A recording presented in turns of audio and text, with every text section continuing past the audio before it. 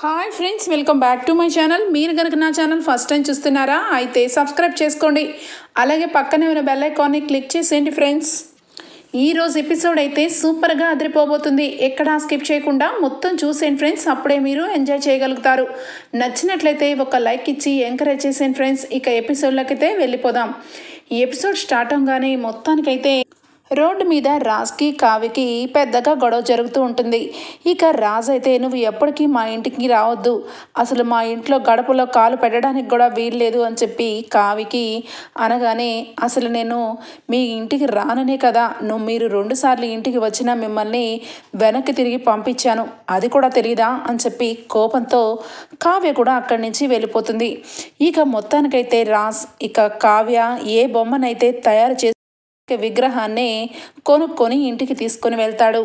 ఇంటికి వెళ్ళిన వినాయక విగ్రహాన్ని అందరూ కూడా చూసి ఇక మొత్తం కూడా కప్పేసి ఉంటుంది. వినాయక చవితి కోసం ఇల్లంతా కూడా డెకరేషన్ చేసి చక్కగా వినాయక మండపాన్ని ఏర్పాటు చేస్తారు రాజ్ అయితే. ఇక అందరూ కూడా పట్టు వస్త్రాలు కట్టుకొని వినాయక చవితి కోసం ఇక అందరూ కూడా తయారై సిద్ధంగా ఉంటారు. నానమ్మ మొత్తం మీరన్నట్టు మొత్తం సిద్ధం చేసి ఉంచా, విగ్రహం కూడా తెప్పించాను, ఇక పూజ మొదలు పెడితే సరిపోతుంది అని చెప్పి రాజ్ అంటాడు. ఇక వెంటనే అక్కడే ఉన్న అపర్ణ అయితే, ఒరే రాజ్ అంతా సిద్ధం చేసావు కానీ ఫోన్ చెయ్యి అని చెప్పి అంటుంది ఇందిరాదేవి. అదేంటి నానమ్మ, ఎవరికి ఫోన్ చేయాలి అని చెప్పి అనగానే, ఇంకెవరికిరా, ఈ ఇంటి కోడలు కావ్యకి ఫోన్ చేసి ఇక్కడికి తీసుకొని రా, పూజ చేయాలి కదా అనగానే, అదేంటి నానమ్మ, కావ్య రానని చెప్పినా కూడా ఎలా తీసుకొని వస్తాను నేను అని చెప్పి రాజ్ అంటాడు. ఇక అపర్ణ అయితే, ఏమోరా అదంతా నాకు తెలీదు, ఇంట్లో వినాయక చవితి పూజకి నువ్వు కావ్య పోయిన సంవత్సరం ఏ రకంగా చేశారో ఈ సంవత్సరం కూడా అలాగే చెయ్యాలి అని చెప్పి అపర్ణ అంటుంది. సరే మమ్మీ, నువ్వు చెప్తున్నావు కాబట్టి కళావతికి ఫోన్ చేస్తున్నాను, తను ఫోన్ ఎత్తేసరికి ఇక మొత్తం వినాయక చవితి వ్రతం గురించి మొత్తం వివరిస్తాను, తను వస్తే నేనేమి వద్దను అని చెప్పి ఇక ఫోన్ చేయగానే కావ్య లిఫ్ట్ చేయడం. ఇక కావ్య మొత్తానికైతే దుగ్గిరాల ఇంటికి వచ్చి రాజ్తో పాటు పూజ కార్యక్రమంలో కూర్చొని చక్కగా పూజ చేసి హారతి దేవుడికి ఇవ్వడం అంతా కూడా అపర్ణ కళ్ళ ముందు జరుగుతూ ఉంటుంది. అపర్ణ ఆనంద బాష్పాలతో కావ్య రాజ్ ఇద్దరు సతీ సమేతంగా పూజ చేయటం చూస్తూ మురిసిపోతూ ఉంటుంది. ఇక వెంటనే, అమ్మ కావ్య, ఇక మొత్తానికి నువ్వు రావటం ఈ ఇంటికి వెలుగులు వచ్చాయని చెప్పి ఇక దగ్గరికి వస్తుంది. అక్కడ చూస్తే రాజ్ ఒక్కడే ఉంటాడు. రాజ్తో పాటు కుటుంబ సభ్యులందరూ కూడా వినాయక చవితి పండుగ జరిపిస్తూ ఉంటారు. ఇక ఒక్కసారిగా అపర్ణ చాలా డిసప్పాయింట్ అవుతుంది. నా కోడలు కావ్య ఇంటికి వచ్చి రాజ్తో పాటు కూర్చుని పూజ చేస్తున్నట్టు నేను భ్రమపడ్డానా అని చెప్పి చాలా బాధపడుతుంది అపర్ణ. ఇక్కడ ఈ రకంగా ఉంటే ఇక కావ్య వాళ్ళ ఇంటిలో అయితే మొత్తానికైతే వినాయక విగ్రహాన్ని ఇక బంటి తీసుకొని అప్పు అలాగే ఇక కళ్యాణ్ ఇద్దరికీ కూడా పూజరాజని తెలుసుకొని ఇక వాళ్ళిద్దరి చేత పూజ చేయించడానికి ఇక బంటి అయితే చక్కగా పూజా కార్యక్రమాలని స్టార్ట్ చేస్తాడు. ఇక అప్పు అలాగే కళ్యాణ్ ఇద్దరు కూడా పూజ చేస్తూ ఉంటారు. ఇక ఇక్కడికి వచ్చేస్తే కావ్య ఇక విగ్రహానికి చక్కగా బొట్టులు పెట్టి మండపం ఏర్పాటు చేసి ఇక వినాయకుడి విగ్రహానికి పూజలు చేస్తూ ఉంటుంది. కనకం కృష్ణమూర్తి ఇక వినాయక విగ్రహం ముందు కూర్చొని, నా కూతురు జీవితం గురించి ఏం ఆలోచించావు తండ్రి, నీ గురించి ఇక నీ బొమ్మల విగ్రహాల గురించి ఇక చెప్పనవసరం లేదు, నా కూతురు నిజంగా నువ్వు ఈ బొమ్మ విగ్రహంలో ప్రాణం పోసుకున్నావేమో అన్నట్టుగా తయారు చేసింది. అలాంటి నా కూతురు కావ్య జీవితం ఈరోజు ఒంటరిగా నీ పూజ చేసేలాగా అవుతుంది. సతీ సమేతంగా కూర్చొని నీ పూజని ఎప్పుడు చేయించుకుంటావు? నువ్వు విఘ్నాలు లేకుండా, ఎలాంటి విఘ్నాలు లేకుండా చేసే దేవుడివి, మరి నువ్వు ఈ విధంగా ఒంటరిగా నా కావ్య పూజ చేసేలాగా ఎందుకు చేశావు అని చెప్పి కళ్ళమట నీళ్లు పెట్టుకొని ఇక కనకం అయితే దేవుడికి ప్రార్థన చేస్తూ ఉంటుంది. ఇక కావ్య చాలా బాధపడుతూ లాస్ట్ ఇయర్ విషయాలన్నీ గుర్తు చేసుకుంటూ ఉంటుంది. ఇక ఈ విధంగా పూజ జరిపించుకుంటూ ఉండగానే ఇక కాల్ వస్తుంది కావ్యకైతే. ఫోన్ కాల్ రావడంతో ఇక కృష్ణమూర్తి లిఫ్ట్ చేస్తాడు. ఎవరు అనగానే, అదే నేనేనయ్యా, మీ అమ్మాయి ఇందాక విగ్రహాన్ని తీసుకొని ఇచ్చింది కదా, అతన్ని మాట్లాడుతున్నాను అనగానే, చెప్పండి ఏమైంది అనగానే, ఏం అవ్వలేదు కానీ చిన్న పొరపాటు జరిగింది. వాళ్ళు అనుకున్నట్టుగానే విగ్రహం మొత్తం వచ్చింది కానీ ఏదో ఎక్కడో వాళ్ళకి ఏదో తప్పుగా అనిపించిందంట.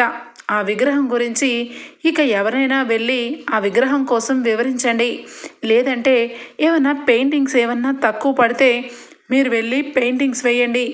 దయచేసి ఇప్పటికిప్పుడు మీకు కాల్ చేశానని ఏమనుకోవద్దు.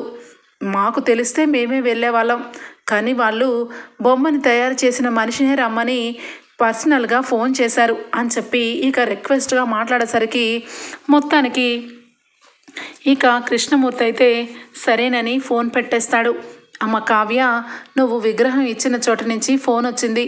వాళ్ళకి ఏదో ఒకటి విగ్రహంలో కనిపించట్లేదంట, ఏదో మనం పెయింటింగో ఏదో వేయలేదంట, దానికోసం మనకి ఫోన్ చేశారమ్మా అని చెప్పగానే, అదేంటి నాన్న, విగ్రహం అంతా కంప్లీట్ అయినాకే కదా ఇచ్చాము అని చెప్పి అనగానే, ఇక ఒక మెరుపు లాంటి వినాయకుడి చేతిలో పెట్టవలసిన ఇక బొమ్మనైతే ఇక గీయకుండా అక్కడే పెయింటింగ్ డబ్బా కనిపిస్తుంది. కృష్ణమూర్తి, అమ్మ కావ్య, ఇదిగోరా, ఇక్కడే వదిలేసావా? ఇది నువ్వు ఇంకా కనీసం ఓపెన్ కూడా చేయలేదా? మరి వినాయకుడి చేతిలో ఉన్న ఇక బొమ్మని నువ్వు ఏ రకంగా గీయలేదన్నమాట, అందుకే వాళ్ళు ఫోన్ చేశారు అనగానే, అయ్యో నాన్న, సరే నాన్న, ఇంకా వినాయక చవితి రావడానికి ఇంకా గంట ఉంది, గంటలో నేను వెళ్ళి వాళ్ళు అనుకున్నట్టుగానే వాళ్ళకి పెయింటింగ్ వేసి వస్తాను అని చెప్పి కావ్య బయలుదేరుతుంది. ఇక మొత్తానికైతే అనుకున్న ప్రకారమే ఇక దుగ్గిరాల ఇంటి వైపుకి వెళ్తూ ఉంటుంది. కావ్యకి అర్థం కాదు, ఇదేంటి మా అత్తయ్య గారాల ఇంటి వైపు ఇక వీళ్ళు లొకేషన్ పెట్టారు, కొంప తీసి ఇది వాళ్ళ ఇంటి విగ్రహంగా వెళ్ళిందా ఏంటి అని చెప్పి కావ్య ఇక అక్కడే అనుకుంటూ ఉంటే, ఇంతలో ఇక అక్కడికి రాజు వస్తాడు. లొకేషన్ తెలియక ఇక వెయిట్ చేస్తూ ఉంటారేమో, వెళ్ళి తీసుకురారా అని చెప్పి రాజును కూడా పూజ దగ్గర ఇక పంపించడం జరుగుతుంది. కానీ ఇందిరాదేవి అపర్ణకైతే అది కావ్య గీసిన బొమ్మని క్లియర్గా కనిపిస్తూనే ఉంటుంది. ఎందుకంటే కనకం వాళ్ళకి అంతకుముందే కావ్య విగ్రహం తయారు చేస్తున్నప్పుడే ఆ పెయింటింగ్ని దాచిపెట్టడం, ఇక మొత్తానికి కావ్యని ఏదో రకంగా ఆ ఇంటికి చేర్చాలనే తాపత్రయంతోనే ఇక కావాలని కావ్య రాజ్ని కలపాలని ఆ విధంగా చేస్తారు. ఇక అపర్ణ, ఇందిరాదేవి బయటకు వెళ్ళి ఆ పెయింటింగ్ వేసిన అతన్ని తీసుకురారా అని చెప్పి అనగానే, సరేనని రాజ్ గుమ్మం చోటు ఇక ఎవరబ్బా అని చెప్పి చూస్తూ ఉంటే కావ్య కనిపిస్తుంది. ఒక్కసారిగా షాక్ అయిపోతాడు. ఇక కావ్య కూడా రాజ్ వంక చూస్తూ, ఇంకా ఏంటి, ఇతనేంటి ఇక్కడ వెయిట్ చేస్తున్నాడు అని చెప్పి కావ్య అటు ఇటు ఇక వెళ్తూ ఉంటే, హలో ఏంటి ఎక్కడెక్కడ తచ్చాడుతున్నావు, నిన్నెవరు ఇంటికి రమ్మని పిలవరు, వస్తే ఎవరు కూడా వద్దని అనరు, కావాలంటే లోపలికి రావచ్చు అనగానే, కావ్య ఏం మాట్లాడుతున్నారు, నేనేమి ఇక్కడిక్కడ మీ ఇంటికి రావాలని నేనేమి తిరగట్లేదు, నేను ఒక పని మీద వచ్చాను, ఇక్కడ ఎవరికో వినాయక విగ్రహానికి డెలివరీ చేశారు, ఆయన కాల్ చేసి మరీ రమ్మన్నారు, అందుకే వచ్చాను అనగానే రాజ్ వెంటనే, ఏంటి వినాయక విగ్రహాన్ని నువ్వేనా రంగులు వేయడానికి వచ్చింది, అంతకుముందు కూడా మా ఇంట్లో ఇలాగేగా వచ్చావు, ఇప్పుడు కూడా వచ్చావా అని చెప్పి రాజ్ అనగానే, ఏంటి ఆ వినాయక విగ్రహాన్ని మీరు కొనుక్కున్నారా, నా కర్మ కాకపోతే అని చెప్పి అంటూ ఉంటే, ఇంతలో ఒరే రాజ్, ముహూర్తం వినాయక చవితి ముహూర్తంకి టైం అవుతుంది, ఆ మనిషి వచ్చారా అని చెప్పి కేక వేయడంతో, వచ్చారు మమ్మీ అని చెప్పి రాజ్, దయచేసి వినాయక విగ్రహానికి రంగులు వెయ్యి అని చెప్పి అనగానే, కావ్య పూజా విగ్రహాన్ని బయట పెట్టండి అని చెప్పి కావ్య అంటూ ఉంటుంది. ఇంతలోనే అపర్ణ, ఇందిరాదేవి, ఏంటి అత్తయ్య గారు, కావ్య గుమ్మం దాకా వచ్చి లోపలికి రానని బెట్టు చేస్తుంది అనగానే, అవును ఎంతైనా సెల్ఫ్ రెస్పెక్ట్ గల అమ్మాయి కదా, అందుకే అనుకుంటా అని ఇక ఇద్దరు కూడా బయటికి వస్తారు. కావ్యం చూసి, కావ్య అని చెప్పి అపర్ణ ఇక గబా బయటికి రాబోతుంటే, అత్తయ్య గారు అని చెప్పి చాలా ఆప్యాయంగా ఇక కావ్య వస్తుంది. అత్తయ్య గారు మీరు ఎలా ఉన్నారు అనగానే, ఏదో రకంగా ఉన్నానులే, నువ్వు మాత్రం నన్ను చూడ్డానికి రాలేదు, ఇప్పుడు కూడా గుమ్మం దగ్గరే ఉండి లోపలికి అడుగు పెట్టట్లేదు అంటే నీ ఉద్దేశం ఏంటి? నన్ను చూడకూడదనేగా అనగానే, అయ్యో అత్తయ్య గారు అదేమీ కాదు అనగానే, మరింకేం కాదు, నాకు ఒంట్లో బాలేదు, నేను హాస్పిటల్లో ఉన్నాను, వీడేమో కోపంతో ఏదో గొడవ చేశాడు, అదంతా నువ్వు మనసుకు తీసుకొని గడప దాటి వెళ్ళిపోయావు. ఇప్పుడు నాకు ఒంట్లో బాగానే ఉంది, కనీసం నా మొహం చూడ్డానికి కూడా నువ్వు రాలేదు, అందుకే నేను ఇక్కడికి నీ దగ్గరికి వచ్చాను అనగానే, అత్తయ్య గారు అంత మాట అనకండి, మీరు క్షేమంగా ఉన్నారు అంతే చాలు అని చెప్పి కావ్య అంటూ ఉంటే ఇక దుగ్గిరాల కుటుంబం మొత్తం బయటికి వస్తుంది. కావ్యను చూసి అందరూ కూడా సంతోషపడతారు. అమ్మ కావ్య, ఏంటమ్మా ఇంకా ఆలోచిస్తున్నావేంటి, లోపలికి రా అనగానే, డాడీ తను మన ఇంటికి కోడలుగా రాలేదు, నేను కూడా తను వస్తే ఏమీ అనననే అన్నాను, కానీ మన విగ్రహానికి పెయింటింగ్ వేయడానికి వచ్చింది కళావతి, ఈ విగ్రహాన్ని తయారు చేసింది ఆవిడే అనుకుంటా అనగానే ఒక్కసారిగా ఇంట్లో అందరూ కూడా షాక్ అయిపోతారు. ఇంత కళగా గణపతి చేసింది మన కావ్యనని నాకు అస్సలు అర్థం కాలేదు. నిజంగా కావ్య ఎంత బాగా చేశావో, వినాయక విగ్రహం బుజ్జిగా ఎంత ముద్దుగా ఉన్నాడో అని చెప్పి అనగానే కావ్య మనసులో చాలా సంతోషపడుతూ ఉంటుంది. ఇంతలోనే కావ్యను చూసి స్వప్న, కావ్య రావే రా, గణపతి విగ్రహానికి నువ్వు చేతిలో వేయాల్సింది ఇక పెయింటింగ్ వేయలేదు, దాన్ని కంప్లైంట్ చేద్దు కానీ రా అనగానే అలాగే నుంచుని గడపను చూస్తూ ఉంటుంది. ఏంటమ్మా ఆలోచిస్తున్నావు, నువ్వు గడప దాటి వెళ్ళావు కోడలుగా, కానీ ఈ ఇంటికి లక్ష్మీదేవిలాగా మళ్ళా తిరిగి వస్తున్నావు, అది కూడా గణపతి కోసం. నువ్వు మా అందరి కోసం ఆలోచించి ఈ గణపతి విగ్రహం కోసం లోపలికి రావాలి, ఎలాంటి విఘ్నాలు లేకుండా పోగొట్టే ఆ తండ్రి, అది భగవంతుడు, నువ్వు వచ్చి పెయింటింగ్ వేయమ్మా అని చెప్పి ఇంట్లో అందరూ కూడా అంటూ ఉంటే ఇక కావ్య లోపలికి రాబోతుంటే, అయ్యో ఎలా వస్తుంది, కావ్యకి సెల్ఫ్ రెస్పెక్ట్ ఎక్కువ, లోపలికి అడుగేలా పెడుతుంది, రాజేమో తన లోపలికి రమ్మని పిలవలేదు, తనేమో బయటికి వెళ్ళిపోయే ముందు ఈ గడపలో కాలు పెట్టను సెలవు అని వెళ్ళిపోయింది, అలాంటప్పుడు ఎలా వస్తుందమ్మా అని చెప్పి రుద్రాణి రానివ్వకుండా మాట్లాడుతూ ఉంటే, నోరు మూయి రుద్రాణి, ఈ ఇంటిలో మీరందరూ ఉంటే నా కోడలు ఒక్కదే బయట ఉండాలా, నా కోడలు ఈ వినాయక చవితి రోజు ఆ భగవంతుడి వల్లే ఈ ఇంటికి రావాలి, నువ్వు చేసిన తప్పులన్నిటికీ క్షమాపణ ఇప్పుడే చెప్పాలి, చెప్పు మర్యాదగా, కావ్యని ఏ విధంగా దూషించావు నువ్వు, నేను ఇక్కడ ఉండగానే ఇంత ధైర్యంగా మాట్లాడుతున్నావు, నేను లేనప్పుడు కూడా కావ్య గురించి ఇలాగే మాట్లాడుంటావు అనగానే, అయ్యో వదిన నేనేం మాట్లాడలేదు అనగానే, నువ్వే ఏదో మాట్లాడావు, అందుకే రాజ్కి ఆ చెప్పుడు మాటలు తలెత్తాయి, అరే రాజ్ నువ్వు ఇంటికి వెళ్ళి కాలు పట్టుకొని తీసుకొని వస్తానన్నా నా భార్య ఒప్పుకోలేదు అన్నావు కదా, మా కళ్ళ ముందే అందరి ముందు తనకి సారీ చెప్పి లోపలికి రమ్మను అనగానే, అయ్యో అత్తయ్య గారు ఆయన నాకు క్షమించమని అడగనవసరం లేదు, ఆ రుద్రాణి గారు మీరు కూడా నా గురించి మీరేమీ చెప్పనవసరం లేదు, నేను ఇక్కడికి వచ్చింది విగ్రహంలో చిన్న మిస్టేక్ ఉందని, ఆ మిస్టేక్ చేసింది నేనే కాబట్టి సరిదిద్దే అవకాశం నాకు వచ్చినప్పుడు నేను ఈ ఇంటి కోడలుగా కాదు, ఆ బొమ్మని విగ్రహాన్ని తయారు చేసే ఇక ఒక వ్యక్తిగా వచ్చాను అని చెప్పి లోపలికి అడుగు పెట్టగానే గణపతి చేతిలో నుంచి పువ్వైతే పడుతుంది. ఒక్కసారిగా ఇంట్లో అందరూ సంతోషపడతారు.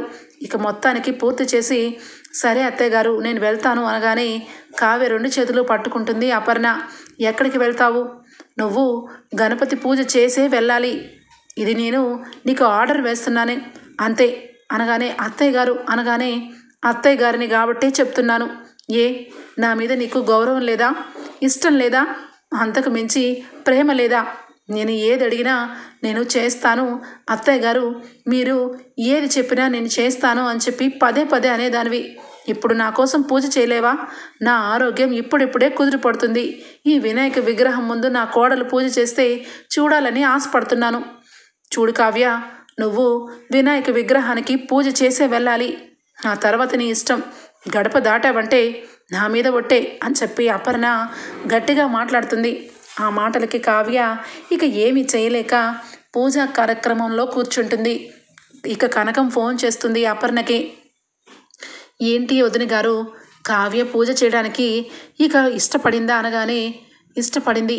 రాజ్ కావ్య పూజకు కూర్చున్నారు. నువ్వు ఆ విధంగా చేసి చాలా మంచి పని చేసావు కనకం అని చెప్పి కనకంతో దొంగచాటుగా మాట్లాడి సంతోషంగా ఫోన్ పెట్టేస్తుంది ఇక అపర్ణ.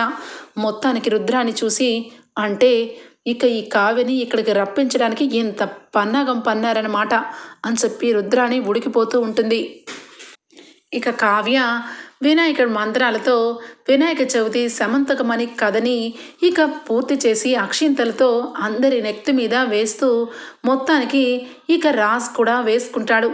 ఇక కావ్య అలానే చూస్తూ ఉంటే అపర్ణ ఏంట్రా చూస్తున్నావు, అక్షింతలు తీసుకొని మీ ఆవిడకి వెయ్యి అనగానే ఇక కావ్య అలానే చూస్తూ ఉంటే అక్షింతలు తీసి రాజు వేస్తాడు. పూజ కంప్లీట్ అయిపోయింది అత్తయ్య గారు, నేను వెళ్ళి రావాలి అనగానే వెళ్ళి రావాలి, ఖచ్చితంగా వెళ్ళి రావాలి కావ్య, నా కొడుకు చేసిన పనికి నేను సిగ్గుతో తలదించుకుంటున్నాను. ఈరోజు ఈ ఇంట్లో ఇంత కలగా పూజ చేసిన నువ్వు ఎప్పటికీ శాశ్వతంగా ఈ ఇంటిలోనే కోడలుగా ఉండిపోవాలి. మనకి తగిలిన నీల పనిందలు మొత్తం తుడిచికొట్టుకొని పోవాలి అనగానే ఇక ఇంట్లో అందరూ కూడా కావ్య వెళ్ళొద్దు, భోజనం చేసి వెళ్ళవు అని చెప్పి ఇందిరాదేవి సీతారామయ్య ఇక అందరూ కూడా బ్రతిమలాడతారు. ఇక స్వప్న అయితే అక్క సారీ కావ్య, ఏంటే ఈ ఇల్లు నీది, నువ్వు వెళ్ళడం ఏంటే, ఈ ఇంట్లో నువ్వు ఖచ్చితంగా ఇక్కడే ఉండిపోవాలి, ఇంట్లో అందరూ నువ్వు తప్పు చేసావని ఎవరు అనట్లేదు అని చెప్పి ఇక స్వప్న కూడా బ్రతిమలాడుతూ ఉంటుంది.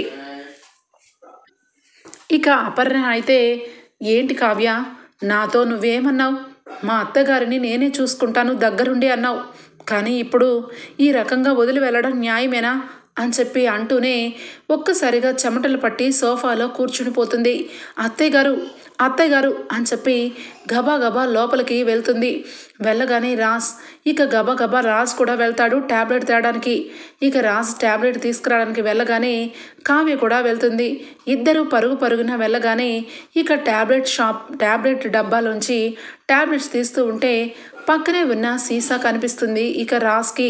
అది గబా గబా తీస్తూ ఉంటే ఏమండి ఏంటిది, ఇదెందుకు తీస్తున్నారు అని చెప్పి అనగానే ఈ ట్యాబ్లెట్సే కదా మమ్మీ వేసుకునేది అనగానే ఈ ట్యాబ్లెట్సా, ఈ ట్యాబ్లెట్స్ కాదు, ఇవి వేసుకుంటారు అత్తయ్య గారు అని చెప్పి ఇక గబా గబా ఇక ట్యాబ్లెట్స్ తెచ్చి అత్తయ్యకి ఇక నోట్లో వేసి మంచినీళ్ళు పడుతుంది. ఇక వెంటనే నార్మల్ స్థితికి వస్తారు.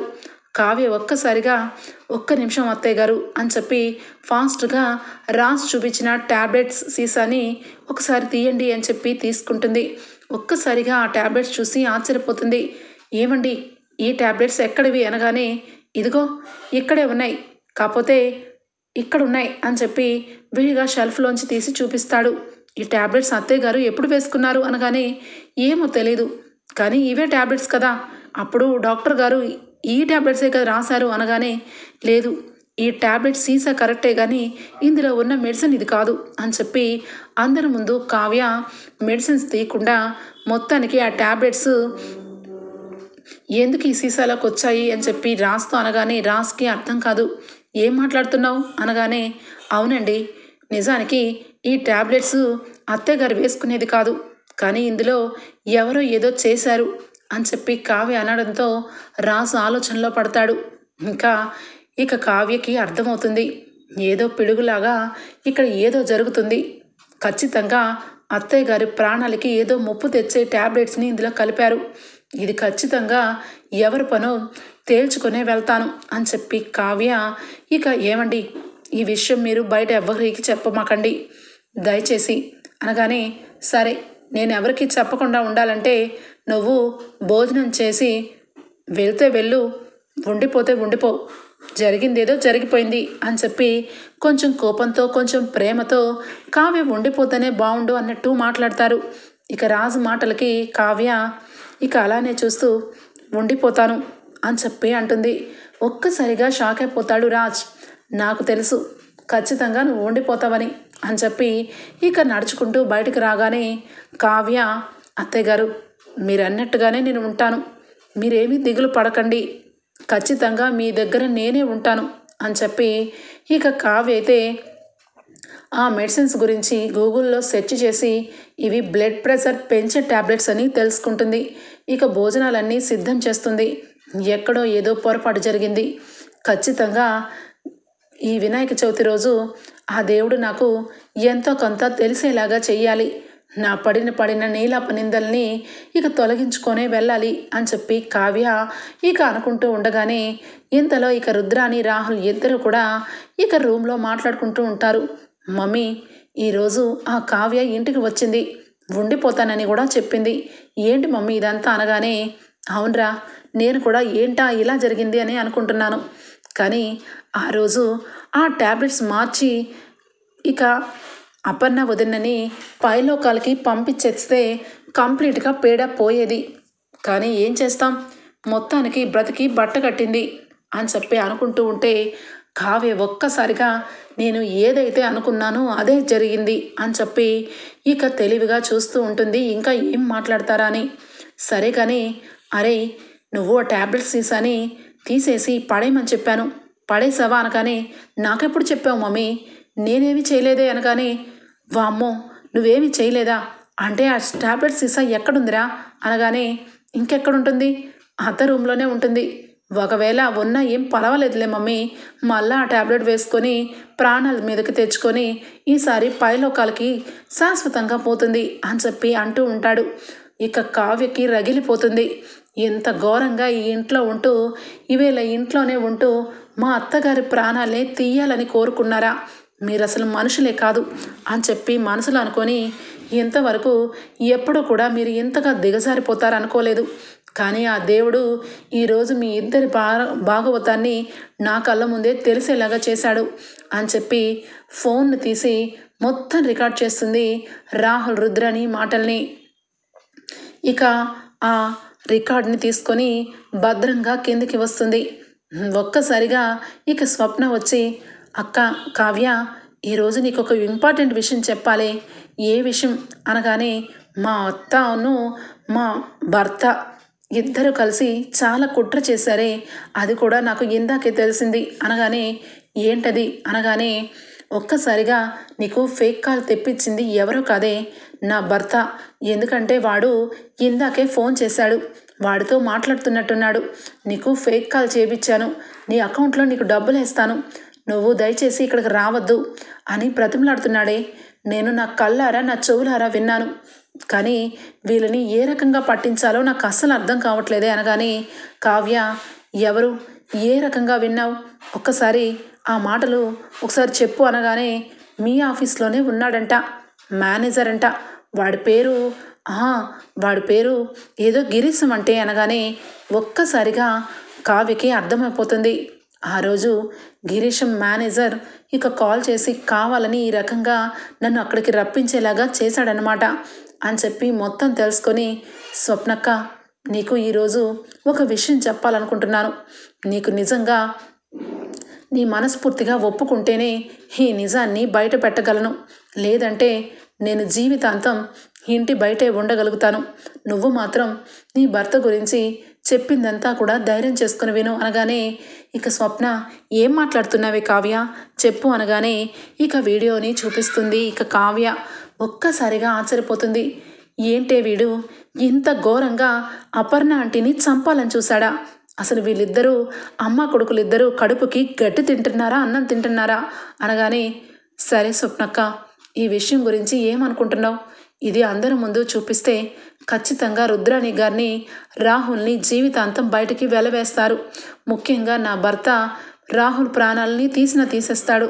ఇప్పుడు ఏం చేయమంటావు అనగానే, ఏంటే ఇంకా ఆలోచిస్తున్నావు, వీళ్ళు ఇంత క్రూరంగా అపర్ణ ఆంటీని చంపాలని ఈ ఆస్తి కోసం ఈ కంపెనీ కోసం ఇంత ఘోరంగా దిగజారిపోయిన వాళ్ళని నా మొహం చూసి వదిలిపెడదాం అనుకుంటున్నావా, ఎట్టి పరిస్థితుల్లోనూ అలా జరగడానికి వీల్లేదు. వీడికి ఈరోజు అపర్ణ ఆంటీ ప్రాణాలు తీయాలనుకున్నాడు, రేపటి రోజు నన్ను కూడా ఈ రకంగానే చేస్తాడు. ఇలాంటి వాడికి ఖచ్చితంగా బుద్ధి చెప్పాలి. వీడి ఈ రోజుతో వీడికి నిండా బుద్ధి చెప్పాల్సిన బాధ్యత ఎంతైనా ఉంది. పద, ఇంకా ఏంటి ఆలోచిస్తున్నావు అని చెప్పి స్వప్నని కిందకి కావ్యని తీసుకుని వస్తుంది. ఇక మొత్తానికైతే ఇంట్లో అందరూ కూడా సంతోషంగా ఉంటారు.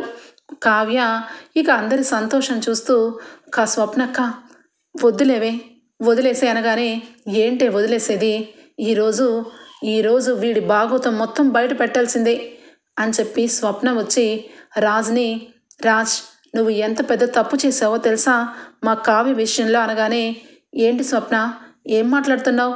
మీ కావ్య విషయంలో నేను ఎప్పుడూ తప్పు చేయలేదు. కళావతి తప్పు తెలుసుకొని తనకు తానే ఇంటికి వచ్చి ఈ ఇంట్లోనే ఉంటుంది అంటే అర్థం చేసుకో. మమ్మీ విషయంలో తను పొరపాటు చేసింది. నేను కూడా ఇంట్లో నుంచి వెళ్ళిపోమనలేదు. నేనేమీ తప్పు చేయలేదు అని చెప్పి కావ్య వంక చూస్తూ ఉంటే, కావ్య వద్దక్క వదిలేసేయ్ అనగానే, ఎందుకు వదలాలి? ఈరోజు తాడో పేడో తేలిపోవాలి. రాజ్ నువ్వు చెప్పింది 100% కరెక్టే, కానీ జరిగింది అది కాదు కదా. మా చెల్లి కావాలని ఈ మా అపర్ణ ఆంటీని వదిలి వెళ్ళలేదు. దానికి కారణమైంది ఇదిగో ఇక్కడ నిలువెత్తుగా నుంచని ఉన్నాడే నా భర్త. ఇతని మూలంగానే అపర్ణ ఆంటీ కోమా స్టేజ్కి వెళ్ళింది అనగానే, ఏయ్ ఏం మాట్లాడుతున్నావు? నీ చెల్లిని ఇంటికి రాపించడానికి నా కొడుకు మీద నిందలు వేస్తున్నావా? మర్యాదగా ఉండదు అని చెప్పి ఇక రుద్రాని అంటూ ఉంటే, ఏంటి నీకిచ్చేది మర్యాద? ఇంకొక 10 నిమిషాల్లో నువ్వు నీ కొడుకు తట్టా బుట్ట సర్దుకొని ఈ ఇల్లు వదిలి వెళ్తారో ఈ లోకం వదిలి వెళ్తారో ఎవరికి తెలుసు. నోరు అదుపులో పెట్టుకో అని చెప్పి స్వప్న అనగానే ఇంట్లో అందరూ పిన్ డ్రాప్ సైలెంట్ అయిపోతారు. స్వప్న ఏంటమ్మా ఇది? కావ్య ఇంట్లోనే ఉంటుంది. రాజ్ కావ్య త్వరలోనే ఒక్కటవుతారు. నువ్వు అనవసరంగా గొడవ చేయొద్దు అని చెప్పి ఇందిరాదేవి అనగానే, అవును నేనే గొడవ చేస్తున్నాను అమ్మమ్మ. ఎందుకంటే ఇది నా జీవితానికి సంబంధించిన విషయం. అందుకే ఈరోజు అందరి ముందు బట్ట బయలు చేయాలని అనుకున్నాను. ఇది ఒకసారి మీరే చూడండి అని చెప్పి ఇక రాజ్కి వీడియో క్లిప్ని చూపిస్తుంది. ఇక రాహుల్ రుద్రాని మాట్లాడుకున్న మాటలు చెవులారా వింటాడు రాజ్. ఒక్కసారిగా షాక్ అయిపోతాడు. ఇక ఏం చెయ్యాలో అర్థం కాదు రాజ్కి. ఇక కళ్ళ ముందే రాహుల్ మొహాన్ని చూసి ఇక ఒక్కసారిగా ఇక కాలర్ పట్టుకొని, ఒరే రాస్కెల్ నువ్వసలు మనిషివేనా? మనిషి పుట్టుకు పుట్టిన పశువ్వా? మా మమ్మీనే చంపాలని చూస్తావా? నీకెంత ధైర్యం రా అని చెప్పి ఇక బాగా చితక్ కొడతాడు. రాజ్ రాజ్ అని అందరూ పట్టుకోగానే, నన్ను వదలద్దు, నన్ను వదలండి, వీడి ప్రాణాలు తీస్తాను అని చెప్పి రాజ్ అంటూ ఉంటే, ఇంకా వీడియోలో ఏముందా అని చెప్పి ఇక చూసేసరికి రాహుల్ రుద్రాని భాగోతం మొత్తం కూడా కనపడుతుంది. ఇక అందరూ కూడా ఆశ్చర్యపోతారు. ఒరే నిన్ను ఈరోజు నిలువాల చీరేస్తాను, నా మమ్మీని చంపాలని ఎందుకురా ప్రయత్నించావు అని చెప్పి ఇంకా అంటూ ఉంటే రుద్రాని ఇక ఒక్కసారిగా ఏమనాలో అర్థం కాదు. ఇక సైలెంట్ అయిపోయి ఇక రాహుల్ రాహుల్ అని చెప్పి ఇక కాపాడబోతూ ఉంటే ఒక్కసారిగా ఇంట్లో అందరూ రాజ్ని దగ్గరికి లాగేస్తారు. ఇక కావ్య, ఏమండి నిదానంగా ఉండండి. వీళ్ళు చేసిన పనికి ఆ వినాయక చవితి రోజే వీళ్ళ బండారం బయటపడింది అంటే వీళ్ళకి ఏదో ముప్పు జరగబోతుంది. వీళ్ళు జీవితాంతం నీలప నిందలతో ఇక నన్ను తల ఎత్తుకోవడానికి లేకుండా చేద్దామని అనుకున్నారు. ఆ భగవంతుడే వీళ్ళిద్దరి బండారం బయటపడేలాగా చేశాడు అని చెప్పి కావ్య చెప్పడం, ఇక రాజ్ అయితే నేను ఏం చెయ్యాలో అర్థం కావట్లేదు. వీళ్ళిద్దరినీ ఈ ఇంట్లో నుంచి పంపించడం ఒక్కటే పరిష్కార మార్గం కాదు. వీళ్ళు డబ్బు పిచ్చితో తల్లిని తండ్రిని ఎవరినైనా చంపే రకాలు. కాబట్టి స్వప్న నువ్వు చెప్పినట్టుగానే వీడి ఇంటిలో ఉండడానికి వీల్లేదు అనగానే ఇక రాజ్ అది ఏం జరిగిందంటే అని చెప్పి రాహుల్ చెప్పబోతుంటే ఇక ఒక్కసారిగా అక్కడ ఉన్న అందరూ కూడా సుభాష్ చాలా కోపంతో, ఇంకా ఏంట్రా రాజ్, అసలు నువ్వెవడిరా?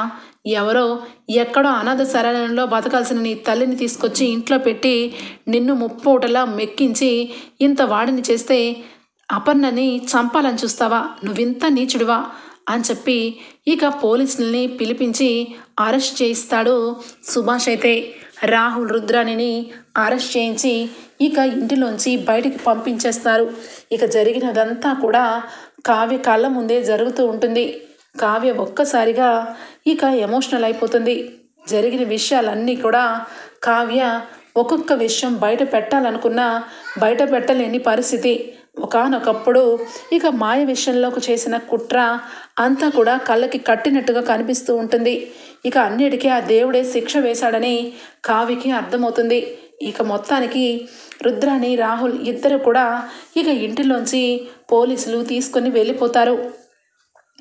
ఇక కావ్య అయితే అందరికీ కూడా శిరసు వంచి నేను ఏ తప్పు చేయలేదు, తప్పు చేయకపోయినా శిక్ష అనుభవించాను అని చెప్పి ఇక రాజు వంక చూస్తూ ఉంటే ఇక రాజు ఒక్కసారిగా కళావతి నేను చాలా పెద్ద తప్పు చేశాను, నిజానికి నువ్వు ఫస్ట్ నుంచి చెప్తూనే ఉన్నావు కానీ నేనే అర్థం చేసుకోలేదు, అనవసరంగా అహంకారంగా నిన్ను నిందించాను, నిందలు వేశాను, మా అమ్మ ప్రాణాలని కాపాడిన దానివి, అలాంటిది మా అమ్మని ఈ రకంగా కోమా వరకు వెళ్ళేలాగా చేశావని నీ మనసును నొచ్చుకునేలా చేశాను, ఎవరో బలవంతంతో నీతో కాపురం చేశానన్నాను, నిజంగా నేను చాలా పెద్ద తప్పు చేశాను, నువ్వు నన్ను ఏ శిక్షణ వెయ్యి కానీ ఇల్లు దాటి వెళ్ళనని మాట ఇవ్వు కళావతి అని చెప్పి కావ్యకి 2 చేతులు పట్టుకొని ఇక రాజు అడిగేసరికి కావ్య కరిగిపోతుంది. ఒక్కసారిగా ఏమండి అని చెప్పి దెబ్బకి హక్ చేసుకుంటుంది. ఇంట్లో అందరూ కూడా కావ్యరాజు కలిసిపోవడం చాలా సంతోషంగా ఫీల్ అవుతారు. ఇక రుద్రాని రాహుల్ని పోలీసులు అరెస్ట్ చేసుకొని తీసుకొని వెళ్ళిపోతుంటే రాహుల్ రుద్రాని ఇద్దరు కూడా ఇక ఖచ్చితంగా మన అకౌంట్లో బోల్డ్ అంత డబ్బు ఉంది, ఆ డబ్బుతో ఎవరినో ఒకరిని కొనేసి బయటకు రావడం నిమిషంలో పని మమ్మీ, ఇక అపర్ణ అత్త బతికింది కాబట్టి పెద్ద కేసు కూడా కాదు, ఈ కేసుని వేరొకరి మీద నెట్టేయడానికి కూడా లేదు కాబట్టి నేను ఒక 6 నెలల పాటు జైల్లో ఉంటాను, కానీ ఆ రాజ్ ఫ్యాక్టరీని నాశనం పట్టించాలి, ఖచ్చితంగా కిందకి దిగజారిపోవాలి అని చెప్పి ఇక రాహుల్ జైలుకి వెళ్తాడు. రుద్రాణి బయటే ఉండి ఎప్పుడెప్పుడు దుగ్గిరాల కుటుంబంని నాశనం చేయాలా అని చెప్పి ఇక ప్లాన్ చేస్తూ ఉంటుంది. ఓకే ఫ్రెండ్స్, రాబోయే ఎపిసోడ్స్ సూపర్ ఇంట్రెస్ట్తో ఉంటుంది. మీకు కనుక నచ్చినట్లయితే ఒక లైక్ ఇచ్చేయండి friends. Bye, take care, thank you for